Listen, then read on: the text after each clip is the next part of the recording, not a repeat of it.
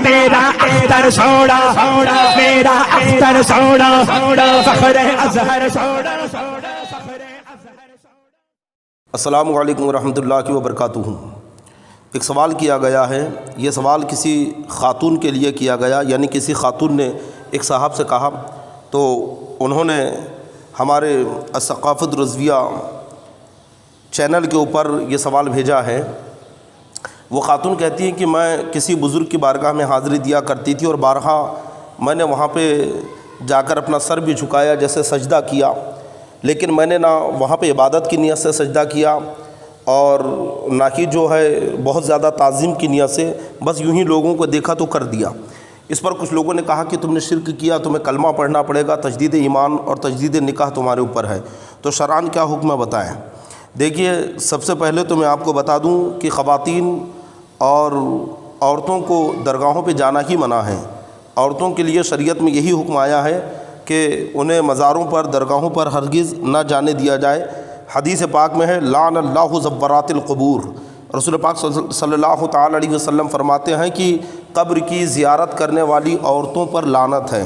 یعنی عورتیں جب گھروں سے نکلتی ہیں مزار کے ارادے سے تو ان پر اللہ کی لعنتیں ہوتی ہے، یہاں تک کہ وہ اپنے گھر پر واپس ہو جائیں. اب اگر سجدہ کیا ہے تو کوئی بھی سنی مسلمان اگر کسی بزرگ کی بارگاہ میں سجدہ کرتا ہے تو یقیناً یہ گناہ ہے، حرام ہے، کیونکہ رب تبارک و تعالیٰ کے علاوہ کسی کے لیے سجدہ جائز نہیں. سجدے کی دو قسمیں ہیں، ایک ہے سجدہ تعبدی، دوسرا ہے سجدہ تعظیمی.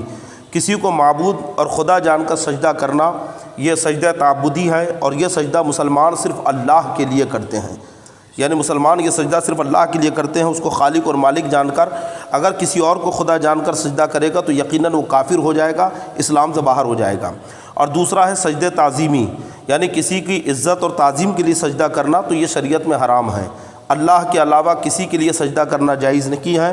یہاں تک کہ اگر بارگاہ مصطفیٰ میں پہنچ گیا، رسول پاک صلی اللہ علیہ وسلم کے روضے کے سامنے کھڑا ہے، وہاں پہ بھی سجدہ کرنا جائز نہیں. سرکار اعلیٰ حضرت امام اہل سنت اپنے ایک شعر میں فرماتے ہیں، پیش نظر وہ نو بہار، سجدے کو دل ہے بے قرار، روکیے سر کو روکیے، ہاں یہی تو امتحان ہے. پہلے مصرے میں آپ نے سوال قائم کیا اور دوسرے مصرے میں جواب دے دیا کہ اگرچہ وہ بارگاہ مصطفیٰ ہی کیوں نہ ہو، وہاں پہ بھی سجدہ کرنا جائز نہیں. جب رسول پاک صلی اللہ علیہ وسلم کی بارگاہ میں سجدہ کرنا جائز نہیں تو دنیا میں اور کس کی بارگاہ پہ سجدہ کرنا جائز ہوگا. اس لیے مسلمانوں اس جہالت سے بچو اور کسی بھی بزرگ کے آستانے پر ہرگز سجدہ نہ کرو، یہ جائز نہیں ہے. لیکن جو مسلمان وہاں پہ اگر سجدہ کرتا بھی ہے تو اسے کافر نہیں کہا جائے گا، وہ اسلام سے خارج اور باہر نہیں ہوگا، اس لیے کیونکہ وہ مزار کو یا صاحب مزار کو خدا جان کے سجدہ نہیں کر رہا ہے، بلکہ ان کی تعظیم کے لیے اس نے کر لیا.